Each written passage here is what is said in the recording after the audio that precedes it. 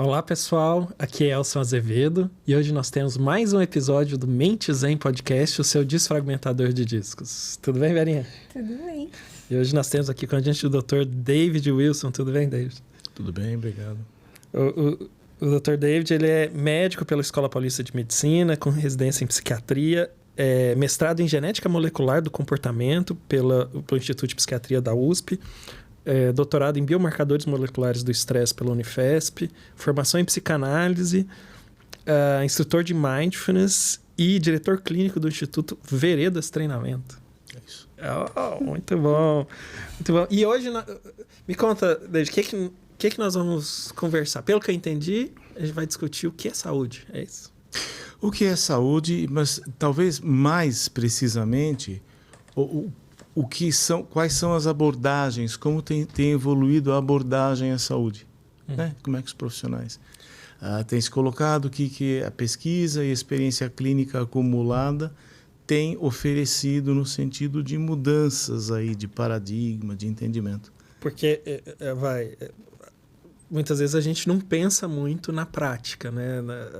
Quem está ali cuidando dos pacientes, tudo não reflete, mas é fundamental para definir quais vão ser as prioridades, saber o que é saúde, né? O que a gente está buscando. Veja, eu entendo que a questão da saúde é a preservação da vida humana da maneira mais ampla possível, né?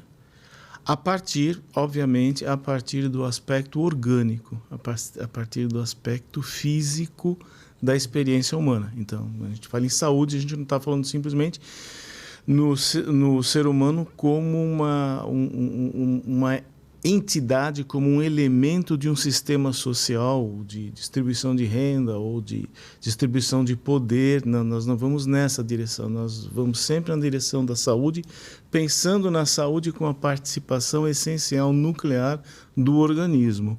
Então, saúde neste sentido. Tá, eu estou pensando assim, do que eu conheço, né, dessa discussão do que é saúde, tem aquela velha história, né? Peraí, saúde é ausência de doença, né? Isso é um conceito já ultrapassado, né? Aí vem o conceito da OMS da década de 70, começo da década de 70, final da década de 60, que é saúde é um estado de completo bem-estar biopsicossocial, né? Isso, Que é muito bonito, né, de se ver, mas deixa a coisa tão ampla e tão inatingível que, a meu ver, deixa a definição menos útil.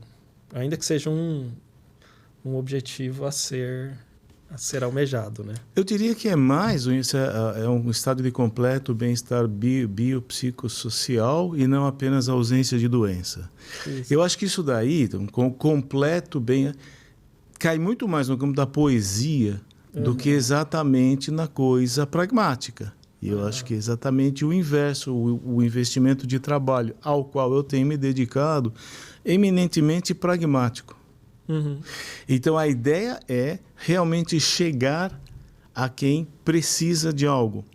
Uma capilaridade, mas não é simplesmente a capilaridade dos recursos em saúde, como a gente vê na discussão política. Nós estamos falando aqui daquilo que a pessoa pode contribuir com sua própria saúde e não a saúde simplesmente vindo como uma benesse ou vindo como um socorro necessário. Essa dimensão existe. Ela é inegável e precisa investir nela. Mas também existe o outro lado, que é o lado da saúde no entendimento profilático, no entendimento da prevenção primária, né? Então, a gente sempre pensa em saúde assim, acudir à enfermidade. Mas também é importantíssimo ter um olhar de que saúde, ciências em saúde devem também se dedicar a profilaxias. A doença mais bem tratada é aquela que nunca se manifestou, por assim dizer, né?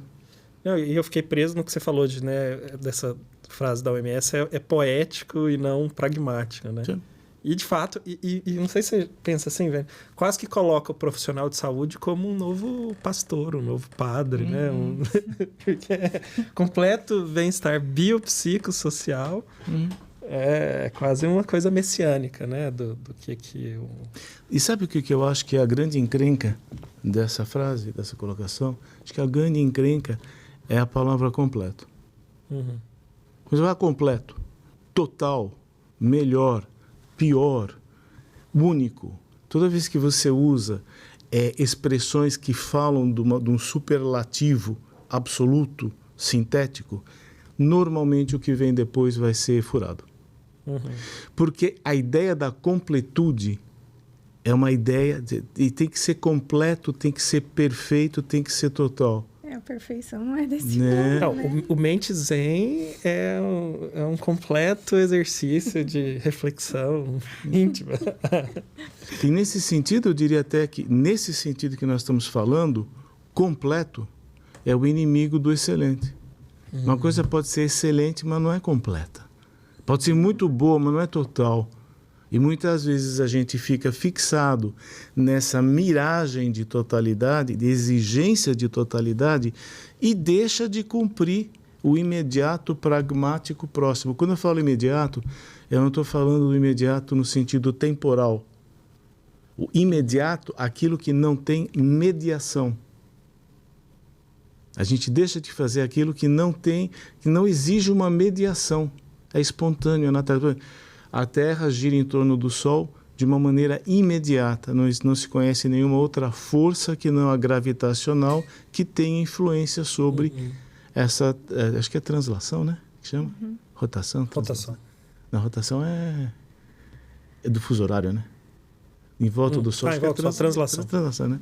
É imediato, mas não é instantâneo. Então, eu estou falando do imediato aqui não no sentido instantâneo do termo, mas o imediato no sentido da coisa que acontece espontaneamente sem provocação.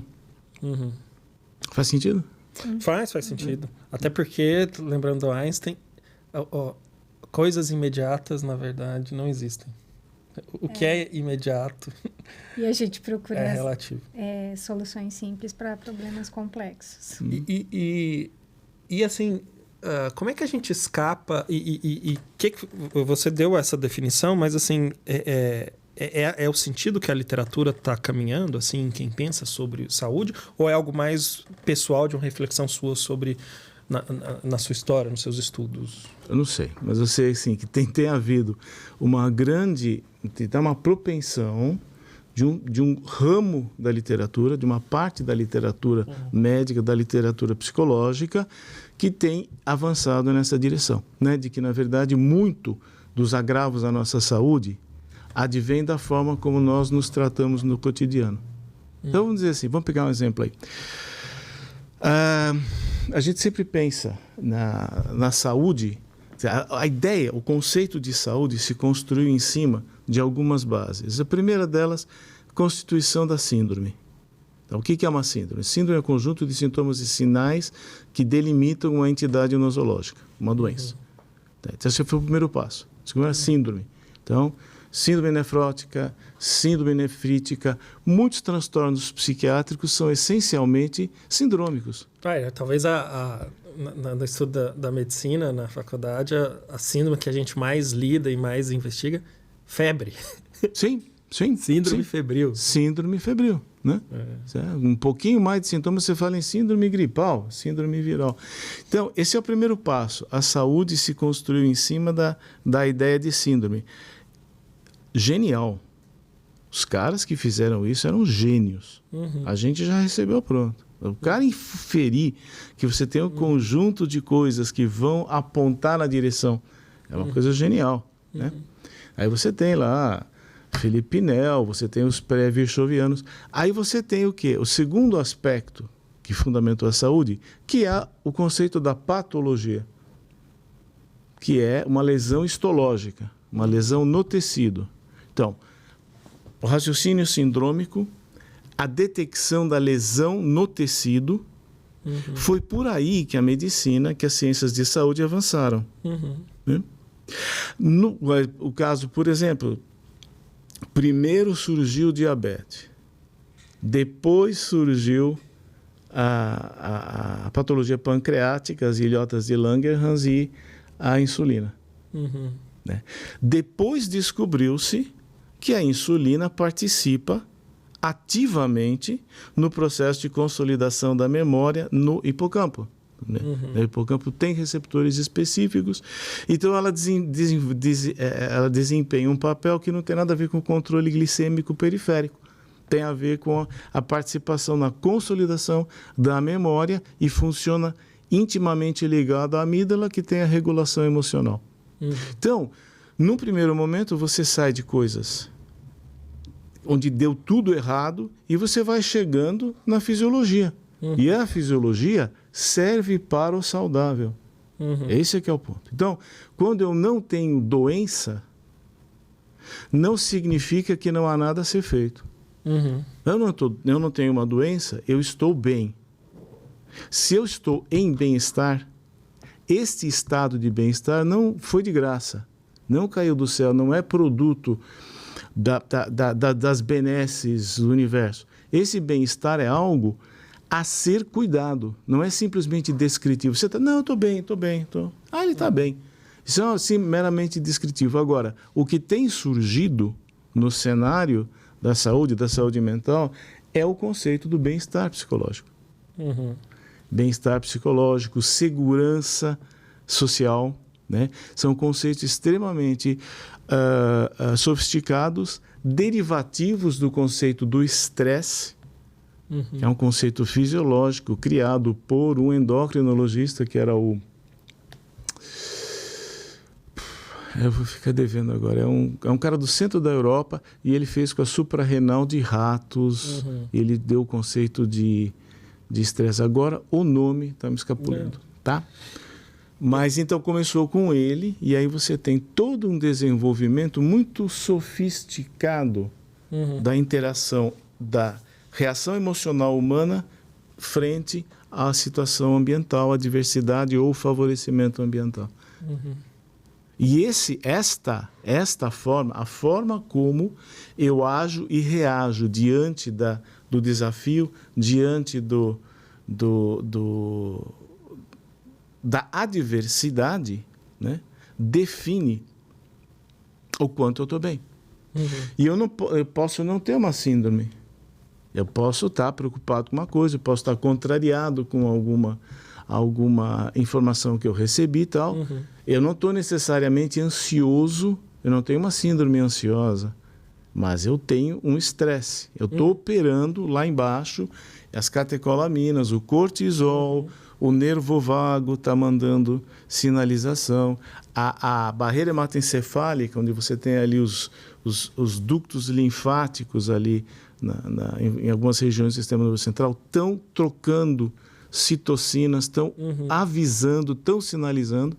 E uma coisa muito interessante que está se percebendo cada vez mais é que um sistema nervoso que esteja inflamado, ou seja, eu estou estressado, o conceito da inflamação é essencial. Eu estou percebendo que está cada vez mais importante.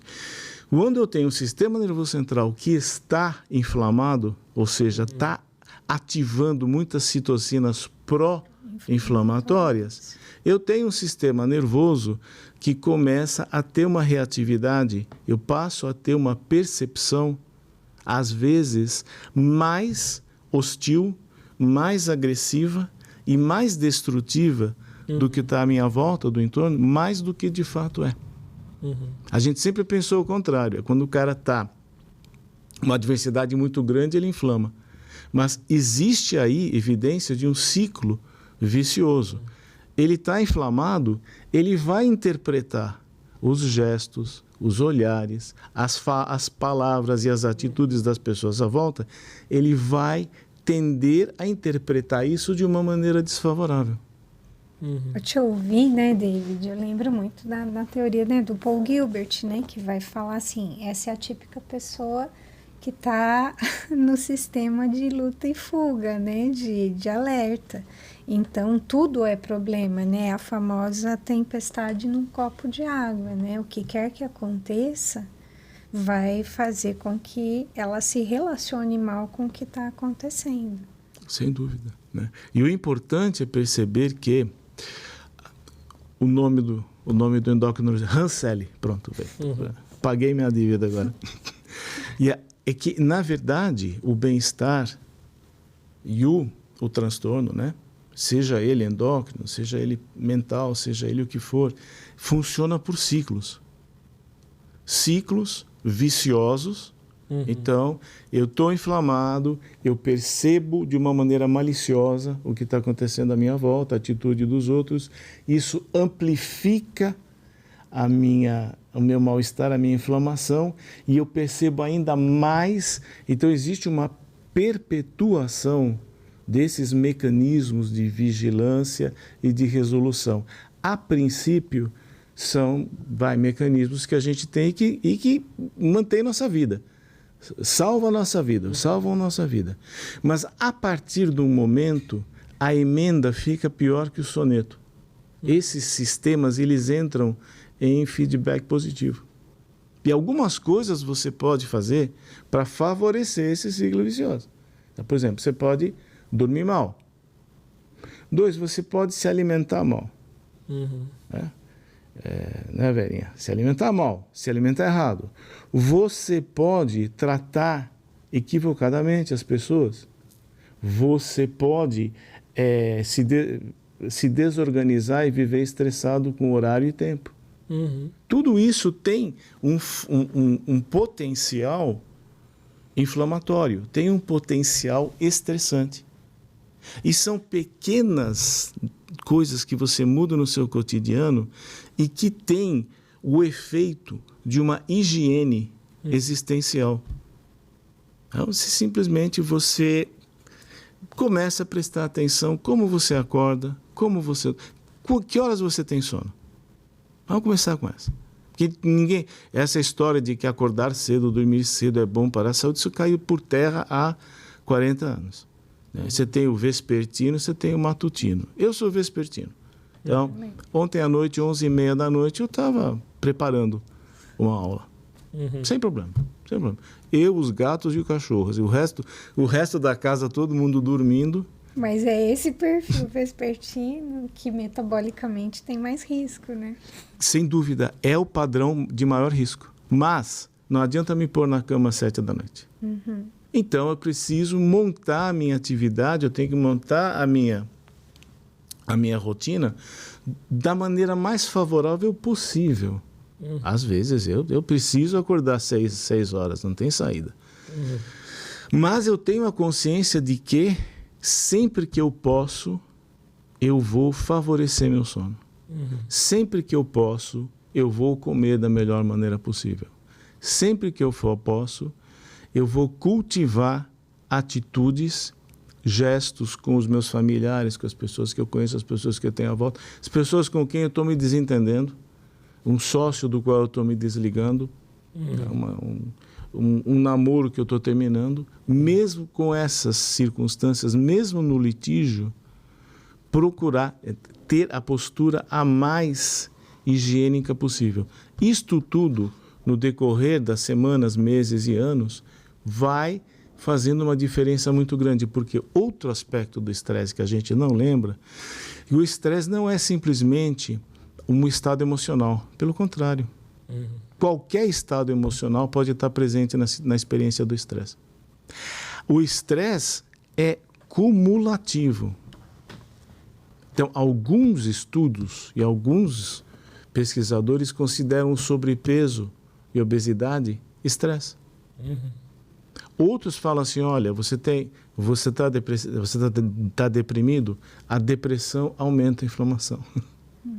Né? E a inflamação, por sua vez, intensifica a depressão. Então, como eu disse, são ciclos. E ciclos aí sendo cortados. Isto é profilaxia. Se a gente pensar de um ponto de vista epidemiológico, transtorno ansioso, transtorno depressivo e estresse em transtorno de personalidade, vamos estender um pouquinho mais, a gente tem o quê? A gente tem prevenção primária. Eu não sei se fez sentido. Não, fez. E eu estava pensando, né? No fundo, a prevenção primária, nesse olhar que tem... Eu não sei como é que você está pensando essa distinção de promoção de saúde e prevenção primária nessa linha de raciocínio, mas pressupõe essa busca pelo bem-estar, que seria, na linguagem do estresse, você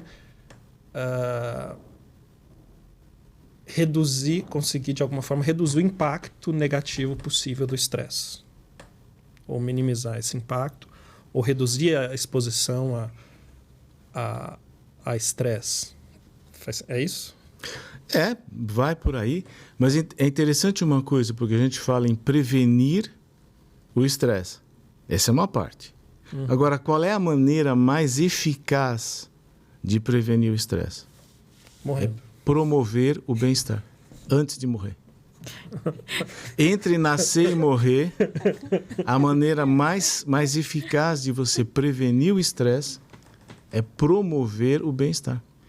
E aí vem o meu ponto que, assim, você falou que pensar sobre bem-estar é algo, se for fazer com bastante rigor, altamente sofisticado, né? Então, como é que você enxerga o que seria o bem-estar? Agora a gente transferiu o problema da definição da saúde para o bem-estar, né? Eu começaria dizendo assim, veja, não existe bem-estar. Existe o cultivo do bem-estar. Então você tinha lá os navegadores do Mediterrâneo, antes da bússola lá.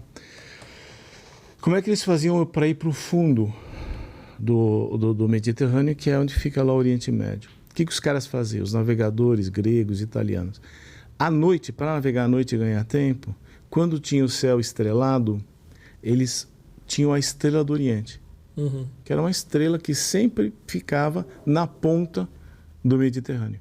Então, na hora de remar e tudo, que é o que eles tinham, eles iam na direção da estrela do Oriente. Veja, a estrela do Oriente nem fazia parte da história, ela era só um referencial. Então, não existia estrela do Oriente, existia remador. Então, o que você tem não existe bem-estar. Não existe bem-estar, existe o cultivo do bem-estar psicológico. E existe a evidência do bem-estar psicológico. Então, o que seria isso? Seria quando você tem, de uma maneira consistente e sistemática na sua vida, elementos como uma certa autoaceitação, uma certa tranquilidade em relação a si mesmo, né? Ao que você quer passar para os outros. Se você está muito tomado, muito obcecado pela ideia de vender uma imagem, né? O quanto isso, que imagem, que tipo de imagem você quer vender, que tipo de cenário você quer fazer parte na sua família, no seu dia a dia. Isso é vastamente subjetivo. É por isso que no biopsicossocial sempre tem muita reserva com o social, porque muito da saúde e do bem-estar está na subjetividade. E eu diria que essa é uma migração dentro da medicina. A medicina tem caminhado, algumas áreas, tem caminhado na direção da subjetividade e dando à subjetividade uma certa primazia, né? Tem até algumas coisas aí que são deformações disso que eu prefiro nem abordar aqui, né? Mas tem situações aí que isso se torna até inconveniente. Polêmicas, inconvenientes, né? Tá. Mas percebeu-se que não basta você oferecer, você dar fartura material, você oferecer saúde física, então, bonitinho, vacinadinho, nutridinho, bibibi. Não adianta apenas oferecer isso se há uma negligência em relação à subjetividade. Então, outro parâmetro de bem-estar é qual é a proporção em que você se sente dentro de um propósito de vida. Quais são suas causas? A sua cruzada é o quê? Né? O que te empolga? O que te inspira? Pode ser a coisa mais banal do mundo. Por exemplo, Pinóquio. O livrinho do Pinóquio é uma inspiração profunda para muita gente. A biografia, o percurso biográfico de uma pessoa que você acha que tem alguma coisa bacana, isso é uma inspiração. Coloca um propósito. A sensação de que você pertence a um grupo, a uma comunidade, ou seja, significa que você é endossado, sente-se endossado. Não é que você é ou não, você sente-se endossado pelos seus pares naquilo que você faz. Então, você joga tênis e você sente, não que você é o melhor tenista, mas que você faz parte da turma. Parece simples, nem sempre é. Nem sempre é. Né? Então, você tem estas evidências de bem-estar. A sensação de um certo percurso subjetivo. Então, você sente assim, você está começando a faculdade, está terminando a faculdade, e você sente no final que você incorporou, você agregou coisas. Esse sentimento de uma agregação, de uma agregação proveitosa, construtiva, fazendo parte de uma grande construção. Isto tudo são dados, são elementos que apontam o quanto você está bem ou não.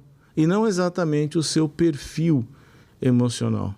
Porque aí existem duas formas de bem-estar, que estão muito bem divididas, que é o bem-estar que é derivado do conceito do Aristóteles, e tem o bem-estar que é derivado praticamente da abordagem do Freud. Então, a primeira é o bem-estar hedonista, hedônico, com H, né? Que tem o valor de resultado, a busca por afetos positivos, alegria, bem-estar, euforia, tal, né? O bem-estar hedônico, ele é característico de uma festa. Eu não estou dizendo que ele é ruim, ele é legal, mas ele tem um lugar, né? É o bem-estar que eu busco numa festa, quando eu vou num concerto, quando eu vou numa peça de teatro, quando eu vou ver um jogo de futebol, né? Nem sempre eu passo bem no jogo de futebol, porque eu sou São Paulino, né? Nem sempre é alegria, mas você tem esse tipo de bem-estar. E você tem um outro tipo de bem-estar que é mais insidioso, é mais profundo e ele é mais mobilizador na vida como um todo, que tem um nome horroroso, que é eudemônico. Há pessoas que conhecem mal o grego e falam... para ficar um pouco melhor, eudaimônico. A gente daimônico. Eudaimônico, mas assim, na verdade, AI, alfa e iota é demon, é de onde vem demônio, né? Então, por isso que eu pego. Mas você tem o bem-estar que é derivativo dessas experiências. É quando você olha a sua vida como um todo, você se sente mais ou menos satisfeito. Você pode experimentar bem-estar eudaimônico na vigência de uma experiência desagradável. Isso é incrível, né? Poder ter, assim... E a inflamação, o recrutamento inflamatório parece ser diferente. Isso é dificílimo de pesquisar. Mas parece que o recrutamento de citocinas é diferente. Não, é difícil, porque assim... tem um momento ali das situações mais difíceis que a gente enfrenta, que é um pouco uma certa anestesia ou distanciamento protetor, que eu fico imaginando que é difícil diferenciar desse bem-estar eudaimônico diante da situação, né? Que às vezes, não é que você está com o bem-estar, você só está escondendo, se escondendo do sofrimento. Mas aí eu estava pensando, uma coisa que você falou, né, do eudaimônico, né, e ir atrás das raízes das palavras. Não sei se você gosta de fazer isso, velho. Nesse caso aí, para a gente ir atrás da raiz, né, de qual aspecto do demon que a gente está apresentando aqui, vai um trabalho intelectual, né? Então, acho que minha recomendação é, de vez em quando você vai atrás das raízes, às vezes não. Então, quando for mais simples, você vai. Por exemplo, eu estava conversando com uma senhora que falou assim, meu nome é Vanderlúcia, mas todo mundo me chama de Lúcia, que eu não gosto do Vanderlúcia. Eu, como assim você não gosta? Vanderlúcia significa Lúcia maravilhosa. Ou mais ainda, né? Lúcia de luz, então luz maravilhosa. Aí você adorou, né? O Vanderlúcia. Mas o eudaimônico a gente já tem um trabalhinho para ligar os pontos, né? Ou não? Não, eu acho que sim, veja, e de qualquer forma foi derivado da ideia do Aristóteles. Então, sim, faz muito tempo. Agora, o ponto aqui é que, na verdade, não é exatamente a etimologia que me motiva. Na verdade, é a ideia da aristotélica, que, na verdade, vem um pouco mais de trás ali não tanto do estoicismo, aquela discussão dos estoicos e dos epicuristas, tal, que é aquela coisa, né? Todo mundo considera, por exemplo, o Epicuro como hedonista, mas eu não vejo assim. Não vejo. Assim, eu li, eu acho que a grande prova de que ele não é hedonista é que Epicuro se preocupou em transmitir. Se eu tenho uma preocupação em transmitir algo, isso é eudemônico. Não é hedonista. Não é da ordem da aquisição de prazer, da fuga do desprazer e outras coisas, mas a busca de afetos positivos. É algo mais transcendente. Né? É a mesma coisa que acontece quando falam de Dionísio. De Diógenes. Diógenes andava com a lâmpada, querendo mostrar um homem justo. Tá, lindo isso aí. Mas tem mais coisas. Ele morava num barril. E outra, ele se autossatisfazia sexualmente em público. Para mostrar para as pessoas o quanto ele era autônomo. Só que acontece que no momento que ele faz isso, ele demonstra claramente o quanto ele era dependente do olhar do outro. Porque não precisava. Disso não precisava. Poderia ter feito de outro jeito. Então, devassar a própria intimidade, né? Intimidade física, e querer só para jogar na cara do outro. Olha como eu não preciso de você, é porque o olhar do outro era essencial para ele. Mesma coisa, porque eu vou ficar andando com uma lanterna na mão? Tá bom, não há ninguém justo, perfeito. Eu não preciso andar com a lanterna. Então tem várias coisas, tem várias nuances do nosso comportamento, e esse capítulo enorme que é a motivação humana, é um capítulo imenso ainda, aí por ser devidamente explorado na saúde, né? E aí você vê sempre nuançamentos. Então, quando eu coloco essa coisa da eudemonia, não é tanto pela paixão etimológica, acho o nome horroroso, né? É muito mais porque havia uma preocupação de transcendência. E a transcendência também é um sinal de bem-estar. Agora, o bacana é o seguinte, esses sinais de bem-estar, eles podem ser cultivados. Eles não são inerentes. Eles são inerentes, mas como tudo que é inerente pode ser cultivado. Então, fazendo uma coisa didática, musculação. Não existe um aparelho de musculação, numa academia digna do nome, não existe um aparelho de musculação que não explore uma alavanca que já existe. Se você explorar uma alavanca que não existe, você vai lesionar o cara. Então, todos os aparelhos são para fazer aquilo que é inato. Então, se já é inato, para que fazer? Para cultivar. Então, você cultiva o que já é inato. O bem-estar psicológico, a condição para ter o bem-estar psicológico, você tem todo o material. Claro que a sua criação, isso é uma coisa que a gente pode entrar em outro momento. A forma como você é criado, o tipo de trauma, eu sou psicanalista, isto pode ter uma influência na configuração individual. Mas pensando como ser humano, como uma criatura, então nós nascemos com a capacidade. E a grande prova disso é que isso aqui. Você e eu. Qual foi a nossa participação no desenvolvimento desse microfone? Nada. Aliás, prazer em conhecer. Eu nunca tinha visto um microfone com uma luz dentro. Agora, como ser humano, foi algo que eu fiz. O nosso coletivo construiu. Então, a capacidade de construção, a capacidade de edificação é inata na gente. Dá até besteira. A gente acaba desmatando demais, acaba fazendo umas bobagens aí, depois tem que ficar recuperando. Mas a ideia da construção, nós somos inerentemente construtivos. Então, na medida em que nós nos dedicamos eticamente, nós tomamos uma outra visada da nossa presença como indivíduo ou como grupo, né? É que eu passo a ter condição de cultivar algo que eu já tenho. Então, a tendência à solidariedade. Nós temos isso. Nós temos não que a gente nasce. Todo mundo admite.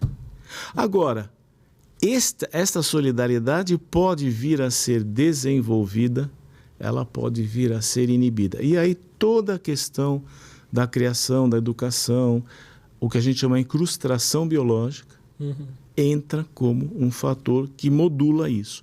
Mas, como um todo, o bem-estar está aí. É natural, mas é à custa de um artifício que a gente consegue cultivar. Da mesma forma como é à custa do artifício da academia que eu fortaleço aquilo que eu já tenho em mim.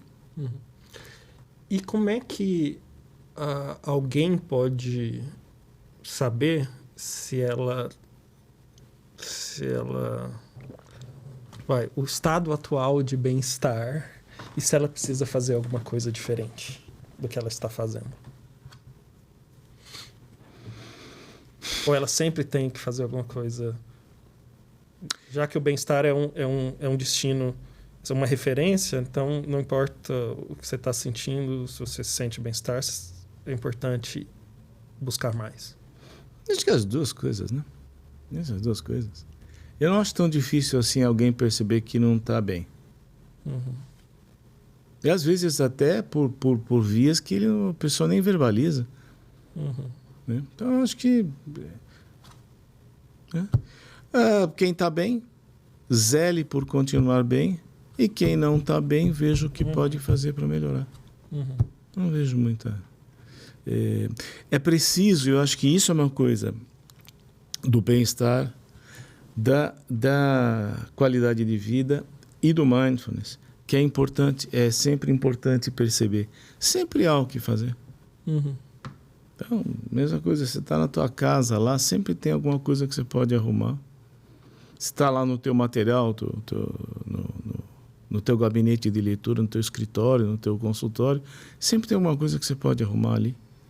Um prontuário para fazer uma coisa ou outra, rever alguma coisa. Sempre há, né? Sempre há.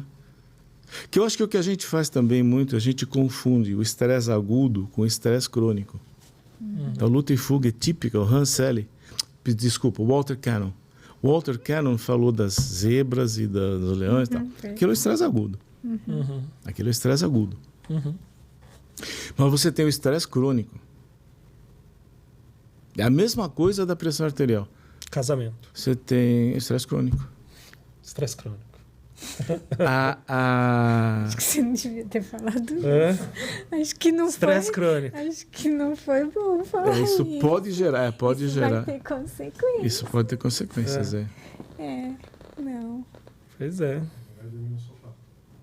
Com certeza. Por que alguém se casa, hein? Gente? Veja, vamos fazer assim, vamos colocar desta forma. Assim, qualquer forma de compromisso, qualquer forma de comprometimento é potencialmente algo que pode cronicamente gerar estresse.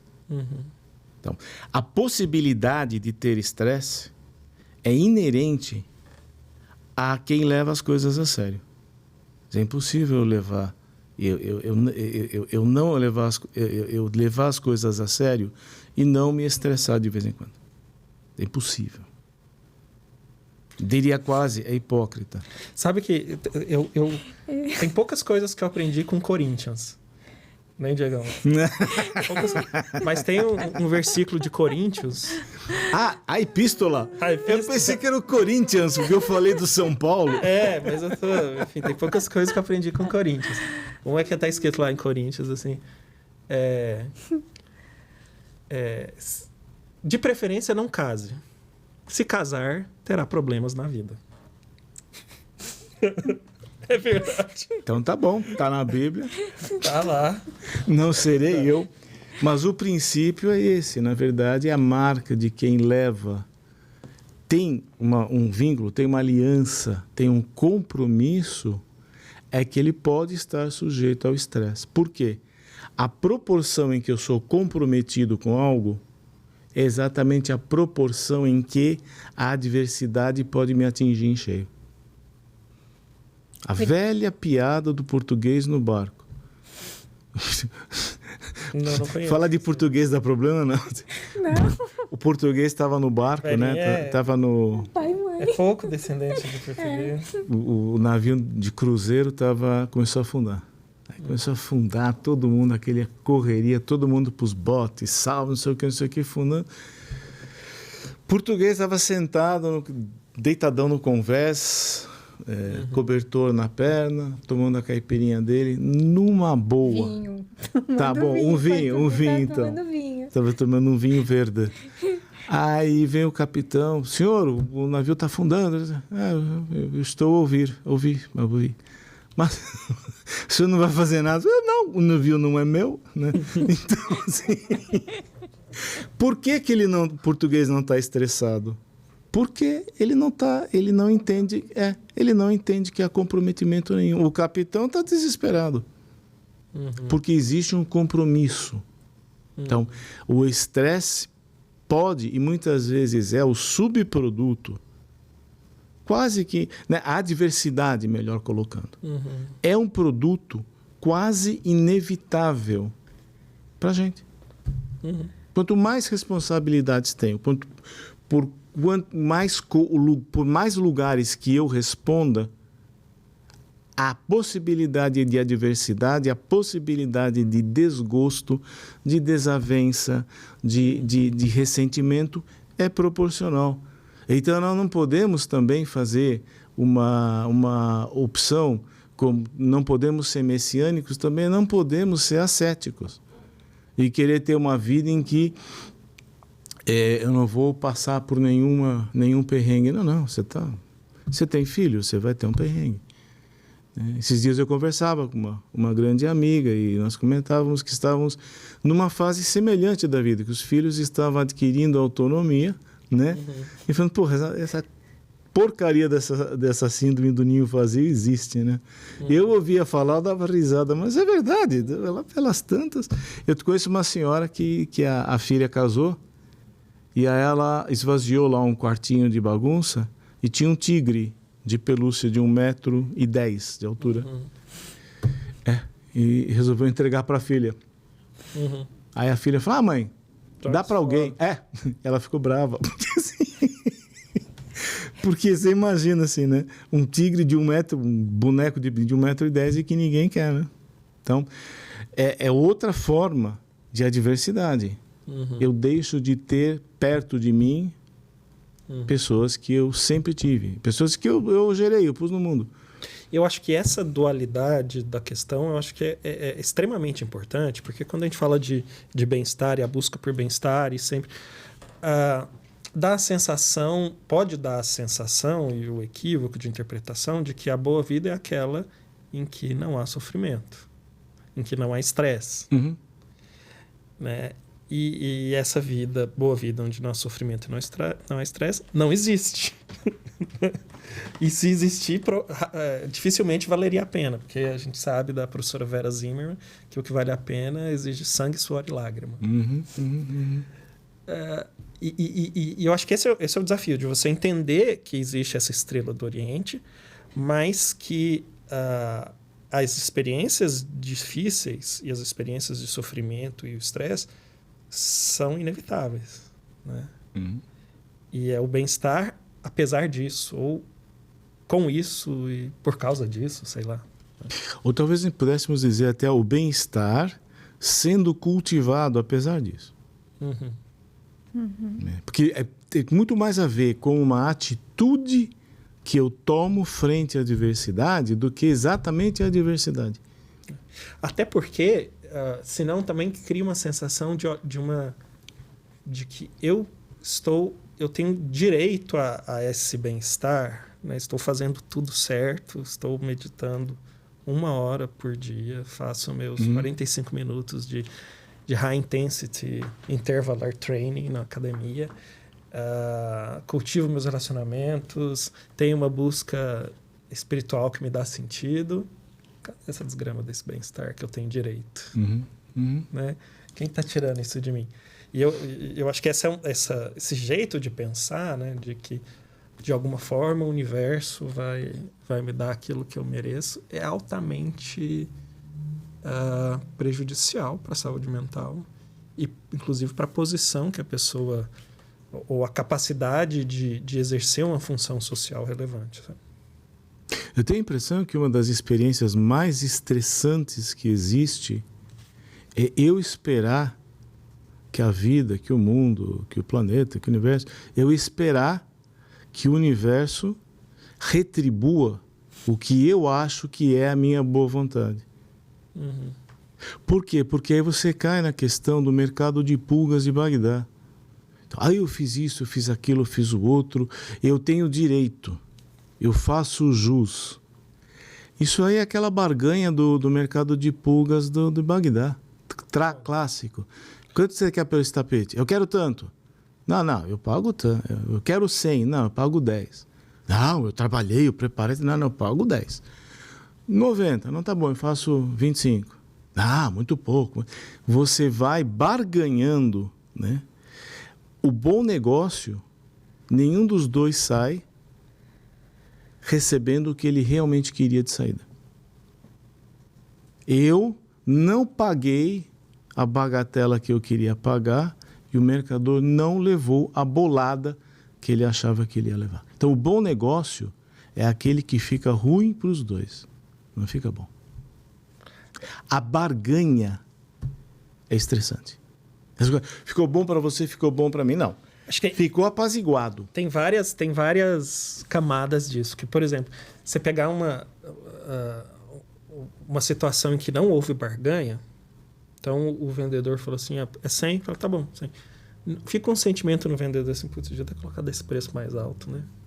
Tá vendo? Sim. Vende tão fácil, devia ter oferecido 120, 150. A barganha, curiosamente, dá uma sensação de que aquilo foi o melhor possível. Né? Então, até os técnicos, as pessoas que ensinam negociação falam assim, né? Se você não barganhar, a satisfação do outro vai ser menor com o negócio. Ainda que na prática ele teria se beneficiado mais sem a barganha. Então você imagina, numa situação tão delicada, tão íntima, tão subjetiva quanto a gratificação que eu espero do universo, você imagina a que ponto, né, isso pode se tornar. Você não consegue fazer isso você não vai fazer isso com o universo. Né? Aproveitar então, que eu estou um pouco de mau humor, assim, se você estiver esperando a gratificação do universo, a principal gratificação do universo é a morte. Se esse for a sua motivação, a gratificação... Não, a gratificação é o caminho. Né? O caminho são os altos e baixos e encontrar um sentido nisso. Né? Eu sempre penso no mito de Sísifo, né? O Sísifo que lá, condenado por Zeus a carregar eternamente uma enorme rocha para cima da montanha, aí a rocha desce, ele carrega de novo. E aí o Albert Camus, que é um filósofo existencialista, refletindo sobre o mito de Sísifo, e no fundo era uma reflexão existencialista sobre o suicídio, né? E o suicídio pela falta de sentido, né? Qual é o sentido de ficar carregando essa pedra, a eternidade? Era melhor não existir. E aí o Albert Camus termina o livro dele, o mito de Sísifo, dizendo assim, mas é preciso imaginar Sísifo feliz. E esse é o ponto, né? Assim, encontrar o sentido nessas experiências, ainda que você busque, almeje melhorar isso, melhorar aquilo, alcançar aquilo, porque provavelmente alcançar aquilo que você está imaginando não vai melhorar em nada o seu bem-estar, a sua sensação de bem-estar. Uma das coisas interessantes, quando eu penso no Sísifo, é o quanto que Zeus deu uma de Portuga. Por quê?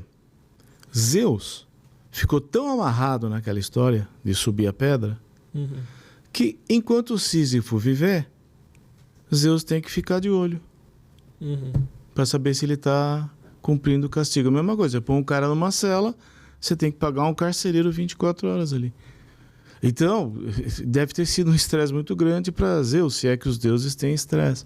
Mas veja, é uma situação, é exatamente isso. Você, Sísifo, não era, em momento algum, desocupado. Em nenhum momento, Sísifo, no cumprimento do castigo, em nenhum momento, ele ficou ocioso. E vários estudos apontam que o ócio é uma das coisas mais estressantes que existe para um ser vivo. Tanto que você tem... A gente até ia fazer um experimento, a gente ia fazer um estudo com ratos e enriquecimento ambiental. Animais em cativeiro, se não é oferecido alguma forma de trabalho para ele, ele estressa. Tem enriquecimento ambiental. A essência do enriquecimento ambiental é para o bicho se distrair. Tem muito mais do que isso. A distração é uma forma de trabalho. Talvez seja a forma mais radical de trabalho. Ao nos distrairmos, nós vamos a extremos que nós não vamos para outras coisas. Então você fala, você vai viajar para Recife a trabalho. Agora, eu vou para o Recife para assistir um show, para me distrair. Eu me dou a mais trabalho, às vezes, na minha diversão, no meu entretenimento, do que, como eu disse, o bem-estar hedonista também é importante. Então, na verdade, o que provavelmente seria pior ainda para Sísifo é se Zeus tivesse falado: você não vai fazer nada. Faça nada eternamente. Ali, pelo menos, ele tinha uma pedra ali para ficar. Se ele metesse na cabeça que ele só seria feliz quando a pedra ficasse estável lá em cima, ele seria o mais infeliz dos homens. Mas se Sísifo soubesse aproveitar o rolamento da pedra e suas nuances imaginariamente, cada vez que eu subo a pedra, eu acabo fazendo um percurso diferente. Eu acabo trombando em coisas diferentes. Eu acabo tendo experiências diferentes. Cada jornada é diferente. E isto é uma das coisas que, por exemplo, no Mindfulness se trabalha. 2 dias não são iguais, nunca. Você não tem 2 dias iguais. Mesmo que você vá lá à noite, na hora de dormir, você escova o seu dente, você nunca escova o dente 2 vezes da mesma forma. E o tédio e o ócio são 2 formas de estresse altamente prevalentes, profundamente desconcertantes, associadas ao desencadeamento de psicopatologia, né? E são crônicas. Então, essa história aquela história do leão e da zebrinha, aquilo é agudo.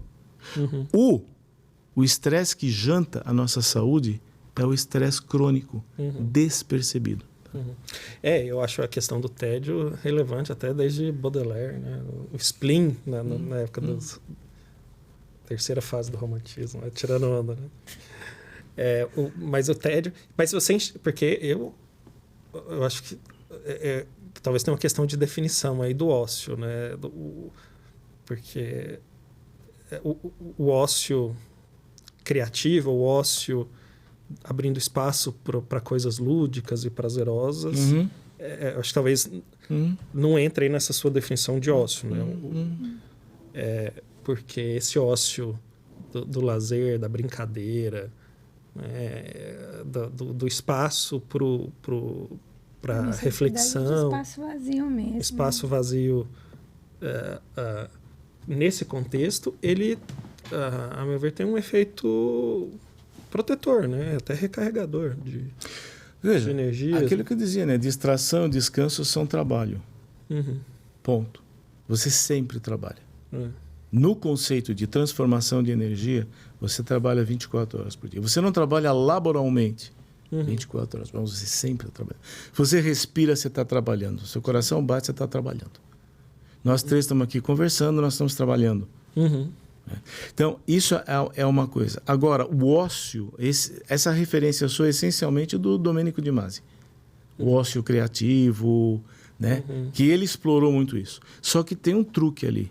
Nos 2 livros dele, que ele mais explora isso, e fala isso para a vida corporativa, onde ele mais explora isso, ele não está falando de ócio. Não tem ócio ali. Eu li com calma, fui ver. Não, o que ele está falando é o seguinte, ele está sendo irônico, porque o ócio nunca é criativo, só o trabalho. Mas o que ele está brincando é que você pode estar trabalhando sem estar na fábrica, no torno ou ali junto no escritório produzindo. Ele fala, olha, é melhor deixar o cara ir embora, vai pescar, vai jogar golfe, porque lá onde ele joga golfe, ele tem insights. Que é quando você se destaca de um dever, é que começa a nascer a criatividade. Você comentou agora há pouco assim, eu tenho direito a estar bem porque eu cumpri todas as tarefas. Veja, se você sente que tem direito a algo, é porque alguém tem o dever de te dar. Toda vez que o funcionamento da ordem do dever, mal-estar se instala. A frase é perfeita, não fez mais que o dever. Você quer acabar com a alegria do cara numa coisa que ele fez, você fala, também, você não fez mais que o dever, também, você é pago para isso, também. Eu pago escola para quê? Meu pai gostava de sair com Tirou 10? Meu irmão vinha, pai, era muito raro, meu pai, tirei 9, Não é 10, né? Não fez mais que a obrigação. Meu pai fazia de sacanagem, né? Mas é isso. Então, na verdade, quando você pensa que você faz jus a algo, você supõe que alguém tem o dever de lhe fornecer algo e não fez. Isso é paranoico. Isso é estressante. Isso é deletério à saúde. Isso compromete gravemente a sua relação com tudo aquilo que você vai fazer que está envolvido com aquilo. David, e a gente está mostrando aí seu livro. Me conta, que livro é esse que você trouxe para a gente? Pois é, esse livro é o seguinte, esse livro foi um livro que eu escrevi basicamente inspirado, basicamente motivado por experiências que eu tive, porque durante alguns anos eu participei, não só tive a minha formação, mas eu participei na formação de outros instrutores. Eu fiz o meu doutorado usando o conceito de mindfulness. Então, o que aconteceu é que... um martelo. Martelinho. E o que acontece é que, assim, a transmissão, toda transmissão massificada, ela é uma transmissão que vai ser necessariamente um pouco superficial. Ela é necessária. A transmissão massificada é essencial. Nós somos 7 bilhões no mundo. Não tem como não transmitir massificadamente. O que nós estamos fazendo aqui é massificado. Se a gente for pensar, um podcast, aí número, né? Sacanagem, eu estou gastando meus últimos neurônios aqui para refletir, entender. E aí, o que você acaba tendo é que certos aspectos acabam sendo um pouco negligenciados. Então, a ideia do livro é um livro que, na verdade, ele é raiz para outros empreendimentos, para outras coisas que eu estou apostando, e procuro dar um pouco mais de profundidade à discussão com o mindfulness. Por quê? Porque o mindfulness ele está se colocando como uma das estratégias de promoção do bem-estar psicológico. Então, é muito importante que ele acolha, primeiro, as críticas que deverão vir, devem vir, a dialogar com o que já existe. Então, por exemplo, eu cheguei a ouvir uma vez alguém que estava pensando em fazer uma formação, não sei se fez, mas que leu lá que o MBCT, terapia cognitiva baseada em mindfulness, teria um efeito igual, estatisticamente igual, a o uso de uma dose baixa de antidepressivo. Tá? Então... Não. Ninguém... Isso absolutamente não permite a gente prescindir do antidepressivo no tratamento da depressão. Não tem. Isso seria... Né? Então, começar a conflitar a alopatia com o mindfulness. Né? Então, esse é um primeiro cuidado a ser tomado, de que não há esse conflito. Né? E esse conflito poderia até ser fomentado aqui e acolá. Como em outras, na saúde mental, na saúde como um todo, a gente vê muitas vezes a forja de conflitos e de tensões em finalidades outras. Até o momento eu não vi isso no mindfulness, mas eu sei que são mecanismos que podem ocorrer. Não, quando um determinado produto, vou chamar assim, intervenção entra no mercado, ele sofre as distorções e o que é de positivo e negativo, né, do mercado. É isso. Eu estava evitando o termo, mas é isso. Literalmente. Isso. Com os prós e os contras, né? Aqui procuro fazer um diálogo entre as tradições contemplativas orientais, asiáticas e os paradigmas de saúde, de vida corporativa, de vida de mercado, etc. E os paradigmas que o mundo não meditativo construiu. Porque também é muito importante recuperar o fato, né? Novamente o messianismo, não cair naquela postura messiânica, olha, tudo que o Ocidente pensou é lixo. Não serve para nada, só produz guerra, temos que voltar à sabedoria ancestral do topo das montanhas, porque a verdade ficou lá e nós em algum momento da história esquecemos. Essa visão romântica, romantismo, né? Mas o fato é que muita coisa que endossa o mindfulness foi construída aqui, que digo aqui no Ocidente. Eudemonia, hedonismo. Você pode procurar, você não vai achar esse tipo de conceito nos sistemas filosóficos asiáticos. E são preciosíssimos para o cultivo da subjetividade, da aquietação interior, da tranquilidade, da desintoxicação que muitas vezes o estresse crônico, cotidiano, despercebido, pode promover na nossa saúde. E como é que chama o livro? Mindfulness, eu só escrevi, né? Então, Mindfulness, atenção plena do corpo ao organismo. Mindfulness, atenção plena do corpo ao organismo. E ali eu faço também uma certa digressão conceitual teórica, em que eu falo que o mindfulness, né, nós falamos aqui de corpo, mas na verdade existe uma diferença radical entre corpo e organismo. O mindfulness incide no organismo. O mindfulness não incide tanto no corpo. Ele passa pelo corpo, mas para chegar no organismo. Mas aí, para entender melhor... Tem que comprar. E onde é que o pessoal encontra o livro? Na Amazon, né? Ou diretamente na Editora 70, que é a Almedina, também vende online, me parece. Qual que é a editora? Almedina, 70. Tá bom. Né? Tá? Adorei.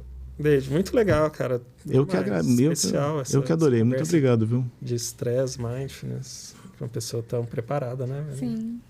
Então, tá bom, com isso a gente encerra mais um... Posso ser... Claro. Deixa eu ser um pouquinho cabotino aqui. Eu tenho um canal, no Veredas Treinamento, tá? Um canal de YouTube. Lá tem vários... Já tive a ocasião de entrevistar a professora Vera, lá no nosso podcast, e canais com vários temas que estão associados ao que a gente conversou hoje, ao que está no livro ali. Quem quiser aprofundar um conhecer pouco. mais, né? Além de comprar o livro, @Veredas Treinamento. Veredas Treinamento. Porque tem o Instituto Veredas que trabalha com outra coisa. Instituto Veredas Treinamento. Isso. Tá. E by the way, eu vou dizer para todas as pessoas que ficam tentando roubar a Verinha do Mente Zen que isso não vai acontecer em hipótese nenhuma. A Verinha patrimônio. Patrimônio do Mente Zen. E quem fizer isso vai ter que enfrentar uma guerra árdua comigo. Não pode nem um asterisco, um hífenzinho assim. Não. Uma esperteza aí. Total War. Asterisco. Bom, pessoal, com isso a gente encerra mais um episódio do Mente Zen Podcast. Se você gostou, achou interessante, acha que te beneficiou, manda para as pessoas que você gosta. E a gente se vê no próximo vídeo.